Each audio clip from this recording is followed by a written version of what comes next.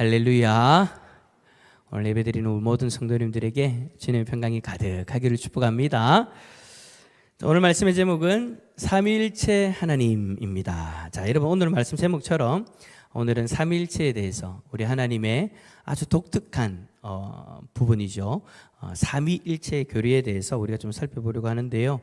여러분, 삼위일체 교리는 교리들 가운데서 가장 신비한 교리다라고 이야기를 할 수 있을 것 같아요. 왜냐하면 우리는 인간으로서 이러한 존재를 볼 수 없는, 찾을 수 없는 그런 어떤 영역이기 때문입니다. 그래서 여러분, 삼위일체 교리는 우리가 정말 이해하기 힘든 그런 교리예요. 아니, 우리가 하나님을 이해해서 믿는다라고 친다면, 그러니까 하나님이란 존재를 우리가 가지고 있는 이성으로 이해해서 믿는다라고 한다면 이 삼위일체 교리 때문에 도무지 하나님을 받아들일 수 없다라는 거예요. 여러분, 도대체 세 분인데 한 분인 분이 어디 있습니까? 세 명은 세 명이고 한 사람은 한 사람인 거잖아요. 세 인격이 있는데 어떻게 한 존재가 되어질 수 있습니까? 그런 존재는 여러분 찾아볼 수 없죠. 아무리 찾아봐도 그런 존재는 없어요. 그래서 여러분, 믿지 않는 사람들 왜 안 믿습니까 하면 이 부분에 대해서 이야기하는 사람들이 많이 있어요. 삼위일체 도대체 그게 무슨 말이냐, 말도 안 되는 걸 이야기하지 말라고 그렇게 이야기를 하죠. 왜 그럴까요? 하나님이라는 그 신, 그분은 우리와는 존재적으로 완전히 다른 분이기 때문에, 존재론적으로 우리와는 다른 차원의 분이기 때문에 우리의 이성으로서 도무지 이해를 할 수 없는 그런 모습인 거죠. 그러니까 우리는 피조물이고 하나님은 창조주이세요. 그럼 피조물이 하나님에 대해서 완벽하게 이해할 수 있다면 여러분, 그러한 존재가 어떻게 우리의 창조주가 되어질 수 있겠습니까? 그러니까 우리와는 차원이 다른 존재이기 때문에 사람의 이성적인 어떤 능력 가지고는 예수님을, 삼위일체 하나님을 도무지 받아들일 수 없다라는 거죠. 그렇다면 여러분, 우리는 왜 삼위일체 하나님을 믿습니까? 세상은 그렇게 삼위일체 하나님을 받아들이지 못한다면 저와 여러분은 삼위일체 하나님을 믿잖아요, 그죠? 이 질문이에요. 믿잖아요, 그죠? 예. 네. 우리는 분명히 삼위일체 하나님을 믿는데 우리는 어떻게 삼위일체 하나님을 믿는가?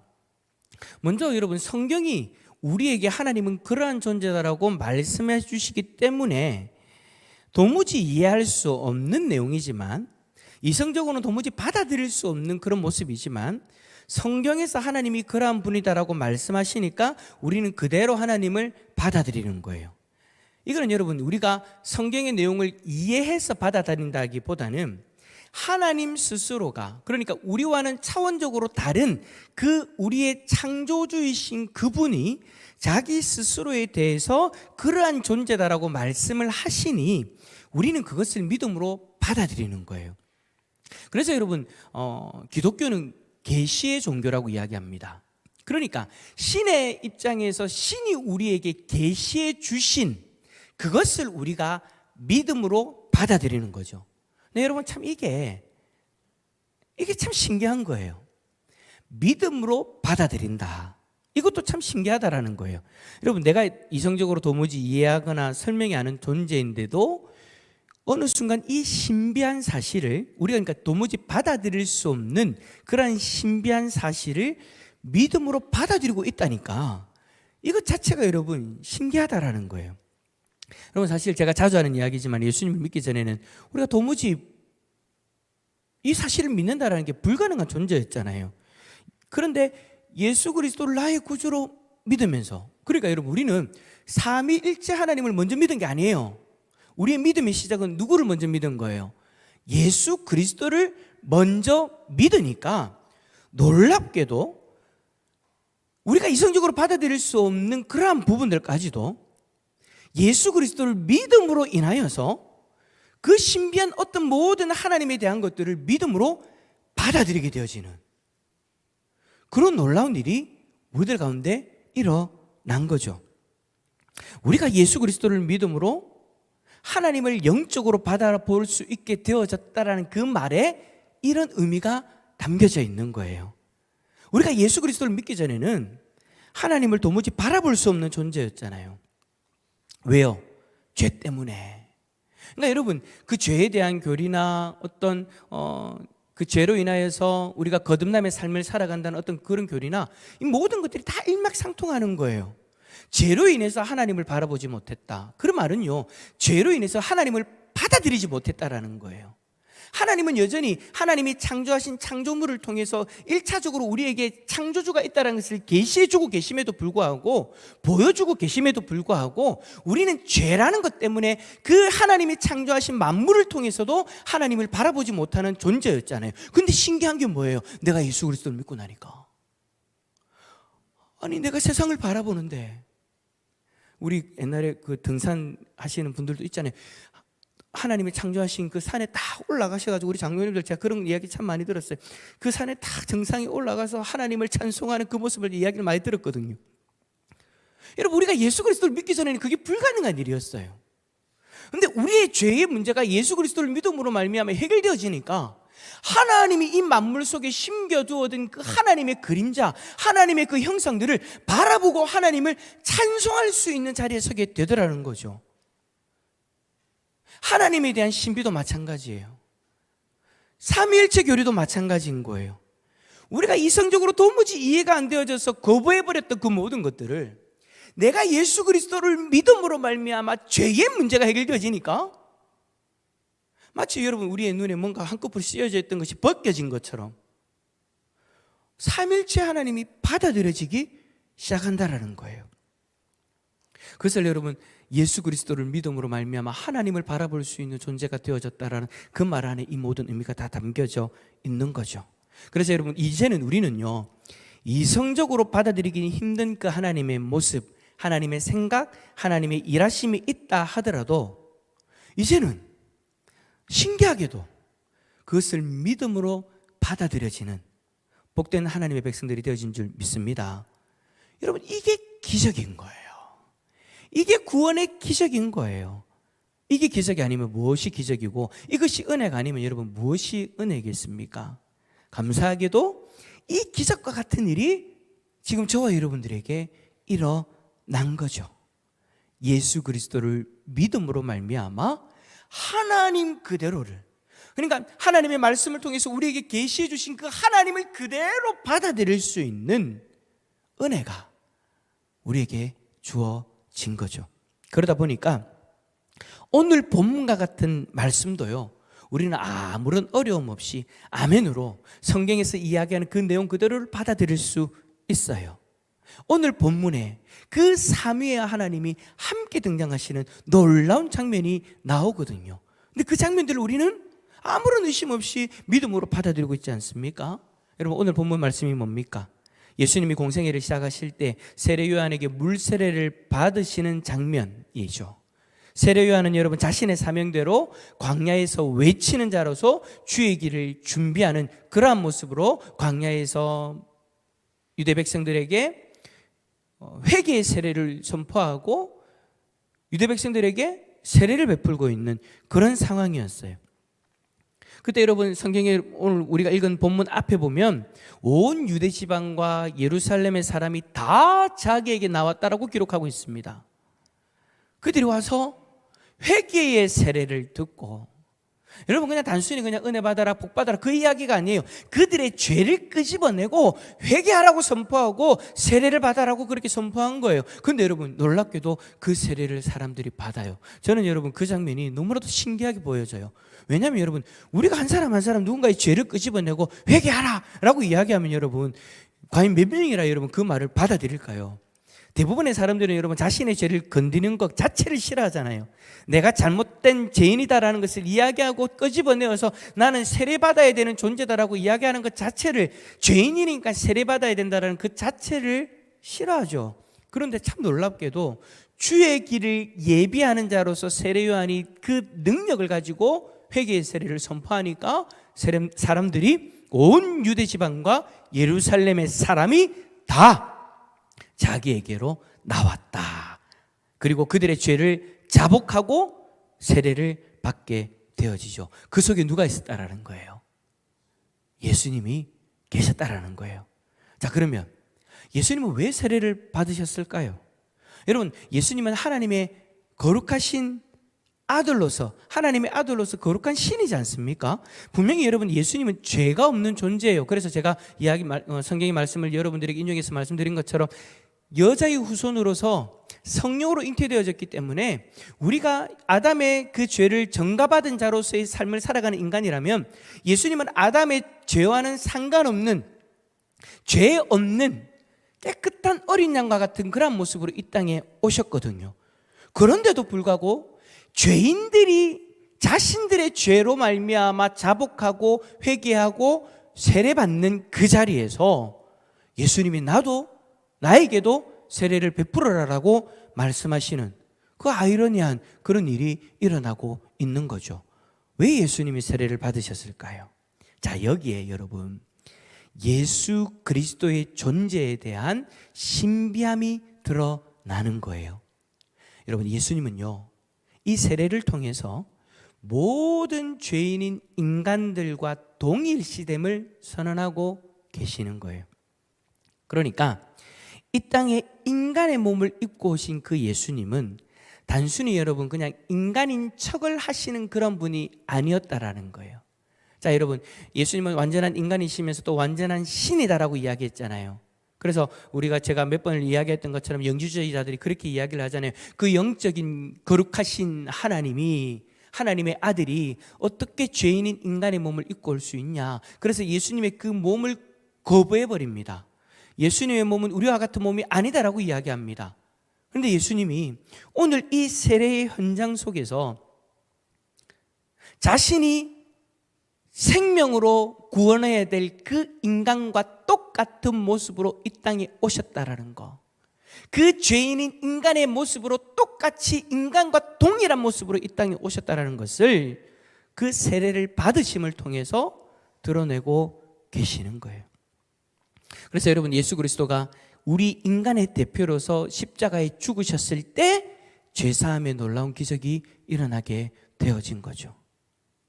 여러분, 인류의 대표인 아담으로 인해서 죄가 들어왔다면 이제는 인류의 대표 중에 죄 없는 이가 인류의 죄를 다 짊어지고 자신의 생명을 내어주셔야만 우리는 우리의 죄의 사함을 받을 수 있게 되어진 거잖아요. 이게 여러분 바로 대표성의 원리인 거예요. 자, 그렇다면 1번 문제, 예수님이 누구에게 세례를 받으시는 것으로 자신을 드러내셨습니까? 자, 9절 말씀처럼 요단강에서 요한에게 세례를 받으심으로 자신이 죄인인 인간의 대표로 오셨다라는 것을 만천하에 드러내고 계시는 거죠. 그런데 예수님이 세례를 받으시는 그 놀라운 현장 속에 또 신비한 현상이 또 일어나죠. 2번 문제, 성령 하나님은 어떤 모습으로 예수님께 내려오셨습니까? 자, 10절 읽어볼까요? 10절입니다. 시작. 곧 물에서 올라오실새.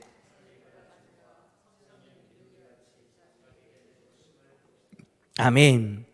자, 여러분, 먼저 예수님이 세례를 받으시고 물에서 올라오실 때 하늘이 갈라진답니다.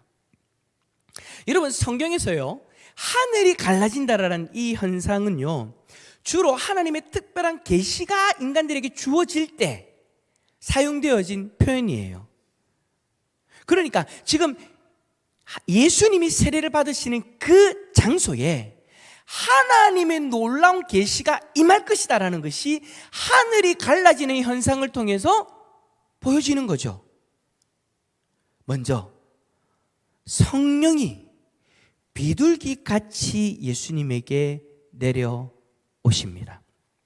자, 어떤 이들은요, 이 장면을 보면서 그곳에 나타난 비둘기를 성령으로 여긴 것이 아니냐라고도 이야기합니다. 그러니까 예수님이 세례를 받으시는 그 요단강 그 현장에 비둘기가 날아다닌 거예요.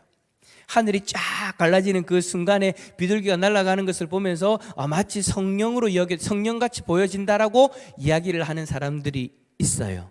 또 어떤 이들은 뭐라고 이야기를 하냐면 그 성령에 대한 그 비둘기에 대한 그 표현을 성령의 순전한 의미를 표현한 것이다라고 그렇게 이야기를 하기도 해요.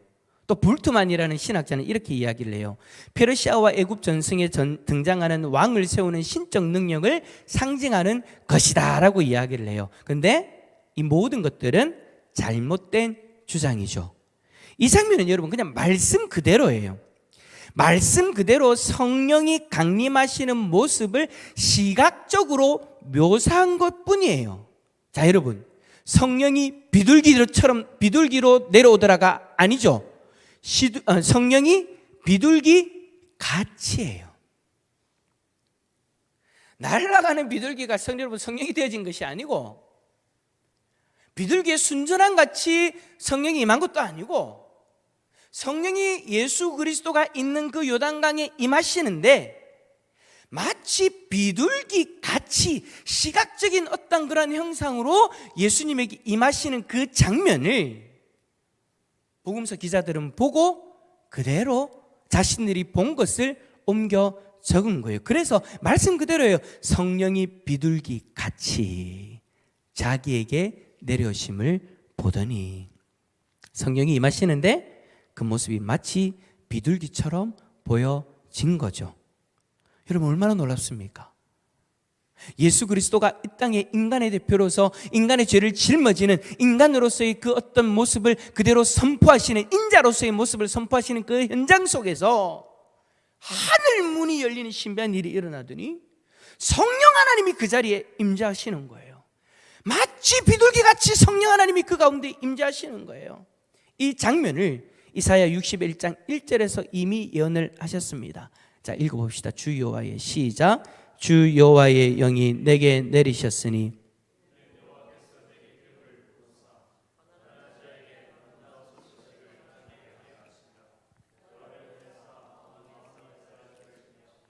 포로된 자에게 자유를, 갇힌 자에게 노임을 선포하며. 아멘. 자, 이 말씀은 여러분 메시아를 향한 예언의 말씀이에요. 그 메시아이신 예수 그리스도가, 그 이 예언의 성취자이신 예수 그리스도가 61장 1절의 그 말씀을 성취하시는 거죠. 주 여호와의 영이 그 그리스도에게 임하시는 거예요. 그러므로 인해서 이 모든 뒤에 있는 말씀에 나오는, 그러니까 1절 이후에 나오는 그 사역들이 그리스도를 통해서 드러나게 되어지는 것을 이야기를 하거든요. 그것이 뭡니까? 결국에는 예수 그리스도의 공생의 삶을, 공생의 사역을 이야기하는 거죠. 그러니까 그 공생의 사역이 이제 시작되어진다라는 그 기름 부으심이 일어나고 있는 그 현장을 보여주고 있는 거예요. 그런데 예수님이 세례를 받으시는 그 놀라운 그 현장에 또 더 놀라운, 더 신비한 그런 일이 일어나죠. 3번 문제 읽어봅시다. 시작. 예수님이 세례를 받으실 때 하늘로부터 어떤 음성이 들렸습니까? 11절 읽어봅시다. 시작. 하늘로부터 소리가 나기를 너는 내 사랑하는 아들이라 내가 너를 기뻐하노라 하시니라. 아멘. 하늘이 갈라지고 성령이 비둘기같이 임하고 하늘로부터 음성이 들리는 거예요. 이게 누구의 음성이에요? 아버지의 음성이에요. 왜 아버지로 알 수 있습니까? 11절 말씀에 너는 내 사랑하는 아들이라. 성부 하나님의 그 음성이 예수 그리스도가 세례를 받고 올라오는 그 현장 속에서 그 땅에 울려 퍼진 거죠. 여러분, 참 놀랍지 않습니까? 삼위 하나님이 그 요단강의 세례 현장에 함께 등장하시는 거예요. 함께 등장하시는 거예요.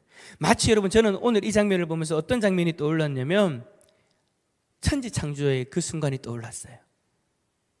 하나님께서 천지창조를 하실 때 마지막으로 사람을 창조하시는데, 사람을 창조하시는 그 장면에서 하나님이 그렇게 말씀하시죠. 우리의 형상을 따라 우리의 모양대로 우리가 사람을 만든다.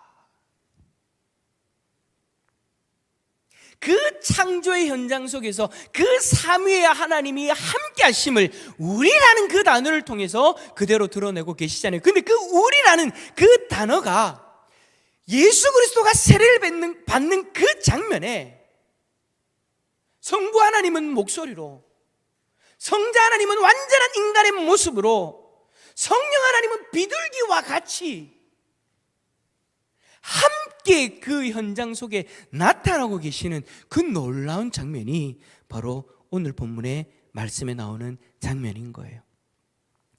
이제 예수님이 공생애를 시작하는 이 중요한 시점에서 완전한 인간의 대표로서 요한에게 세례를 받으시고 뿐만 아니라 하나님의 아들이라고 선포되어지셔서 신적인 정체성까지도 그대로 다 드러내고 계시는 거죠. 그러니까 여러분, 오늘 본문의 말씀은요, 그리스도에게도 참 의미가 있는 순간인 거예요.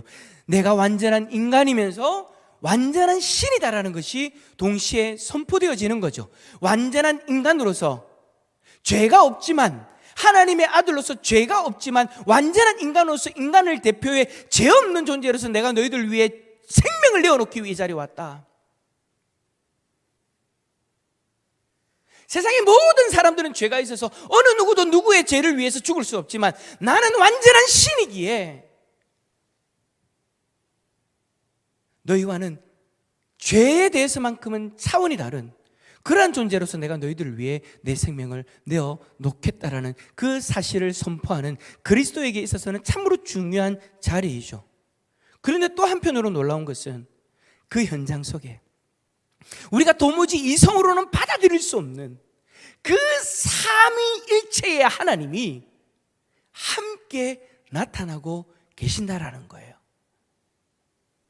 여러분, 성경은요, 그 현장에서 나타났던 세 분의 하나님이 한 하나님이심을 분명하게 이야기합니다. 요한복음 14장 9절에서 예수님이 그렇게 이야기하죠. 빌립에게 나를 본 자는 아버지를 보았다. 나를 본 자는 아버지를 보았다.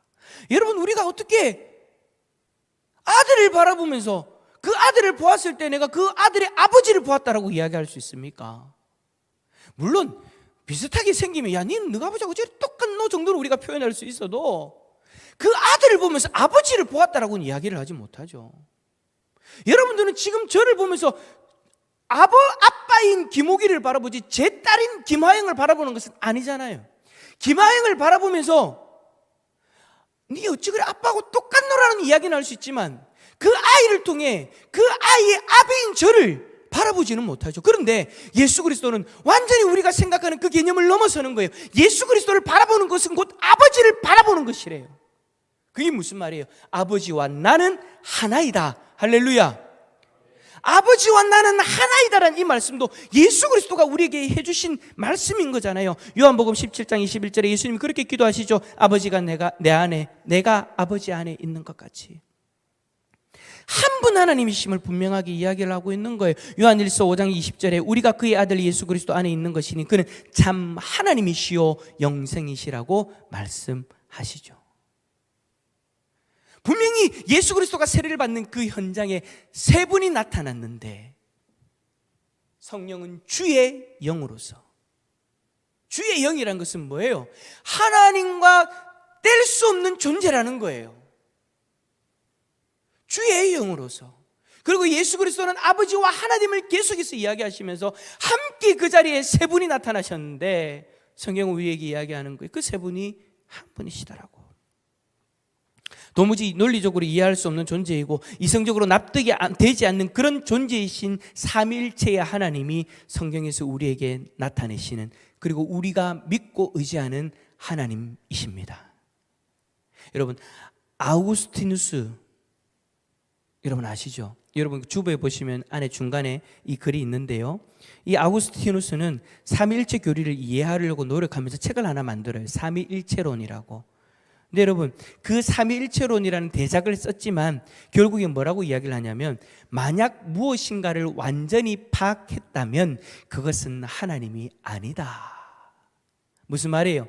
내가 하나님에 대해서, 삼위일체 하나님에 대해서 내가 연구하고 그렇게 책을 썼지만 이 책도 삼위일체 하나님을 완벽하게 이해한 것이 아니다. 그래서 하나님은 우리의 신이시다.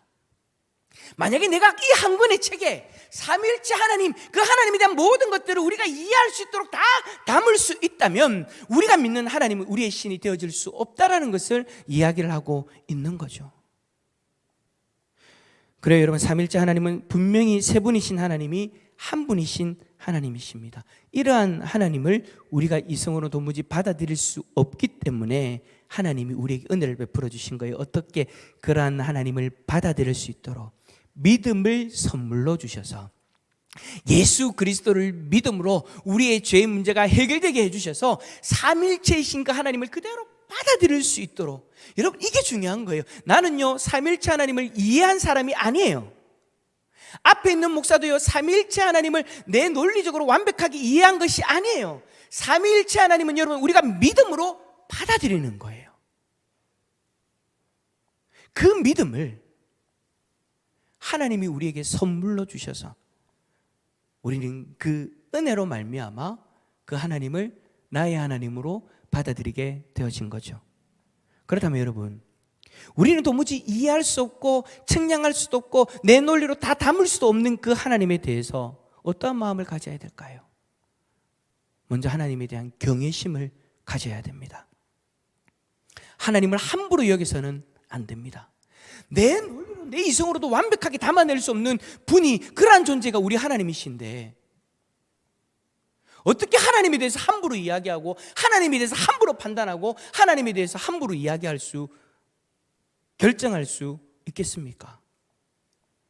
우리는 여러분 철저하게 하나님을 경외해야 되는 존재인 거예요. 두렵고 떨리는 마음으로 하나님을 섬겨야 되는 그런 존재다라는 거죠. 그리고 그러한 경외심을 가지고 하나님을 찬송하고 하나님의 뜻에 순종하며 살아야 되지 않겠습니까? 그런데 참 안타까운 것은 어떤 이들은 하나님을 믿는다라고 이야기하면서 하나님을요 마치 옆집 아저씨처럼 생각하는 사람들이 있어요. 자기 마음대로 생각하고 너무나 가볍게 여기고 언제든 뒤에서 욕해도 되는 존재, 불평해도 되는 존재, 내가 감정적으로 대할 수 있는 존재, 이웃집 사람 대하듯 그렇게 하나님을 여러분 너무 쉽게 대한다면 그 모습은요 결국은 그 안에 하나님에 대한 인식을 어떻다라고 표현하는 것이냐면 나는 하나님을 제대로 알고 있지 못합니다라고 이야기하는 것과 같은 거예요. 여러분 하나님에 대해서 여러분 우리가 제대로 안다면 여러분 우리가 어떻게 하나님을 그렇게 가볍게 여길 수 있겠습니까?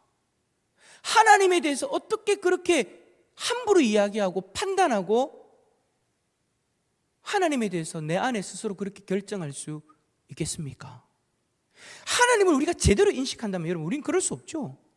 우리가 여러분 지난 3주 동안 살펴봤던 그 설교의 말씀의 제목들을 생각해 보십시오. 수요일날 하나님은 전능하시고 하나님은 거룩하시고 하나님은 유일하신 분이십니다. 그리고 삼위일체의 하나님이십니다. 이러한 하나님은 우리가 여러분 감히 바라볼 수도 없고 감히 다가갈 수도 없었던 존재라는 거예요. 우리가 이성적으로 도무지 받아들일 수도 없는 존재였다라는 거예요. 그런 존재를 하나님이 우리를 그 곁에 두기 위해서 예수 그리스도를 보내주시고 그 예수 그리스도를 믿는 믿음을 주셔서 그 대단한 우리와는 차원적인 초월한 우리의 차원을 초월한 그 존재를 가까이 갈 수 있도록 하나님이 우리에게 은혜를 베풀어 주셨잖아요. 우리는 여러분 감히 하나님을 바라볼 수도 없고 다가갈 수도 없는 존재였어요. 거룩하신 하나님이라고 했잖아요. 구약에는 여러분 하나님의 얼굴을 보면 죽는다라고 이야기를 했습니다. 왜요? 거룩하신 하나님이 죄 있는 내가 다가가서 그 얼굴을 바라보면 하나님이 죄 있는 우리를 향해 돌진해 오시니까, 용납하지 않으시니까. 여러분 하나님하고 우리하고는 그런 존재예요. 그런 차이가 있는 존재라는 거예요. 그 거리를 예수 그리스도로 말미암아 좁혀주신 거죠. 예수 그리스도 이름으로 그 대단하신 하나님을 바라볼 수 있도록 해주셨어요. 예수 그리스도 이름으로 그 대단하신 하나님 앞에 다가갈 수 있도록 예배의 존전에서 하나님의 보좌 앞에서 예배를 드릴 수 있는 존재로 만들어 주셨어요. 예수 그리스도를 통해서 삼위일체 하나님을 바라보고 그 삼위일체 하나님을 받아들이는 은혜도 주셨잖아요. 그렇다면 여러분 우리가 우리의 존재의식, 하나님에 대한 존재의식을 분명하게 가지고 하나님을 대할 수 있어야 되지 않겠습니까? 물론 하나님은 우리의 아버지이시기 때문에, 사랑의 하나님이기 때문에 우리가 언제든 친근하게 다가갈 수 있는 존재입니다. 그러나 분명한 존재의 차이는 있습니다. 이성으로 도무지 담아낼 수 없는, 논리적으로 도무지 설명할 수 없는 그 대단한 하나님, 그 하나님을 우리가 여러분 경외함으로, 두렵고 떨리는 마음으로 섬기는 그 자리에서 하나님을 사랑해야 되는 것이죠. 혹이라도 여러분 한 주간 우리가 하나님을 생각할 때 너무나도 가볍게 생각했던 우리들의 모습이 있다면, 여러분 하나님에 대해서 가볍게 생각했다는 것은 하나님의 뜻도 가볍게 생각했다는 말이고 하나님의 말씀도 가볍게 생각했다는 것이죠. 그러한 모습을 하나님을 가볍게 여겼던 우리들의 모습이 있다면 오늘 이 저녁에 우리가 그 모습을 좀 내려놓았으면 좋겠습니다. 하나님을 하나님답게 대하는 저와 여러분들이 되어질 수 있기를 예수 그리스도 이름으로 축원합니다.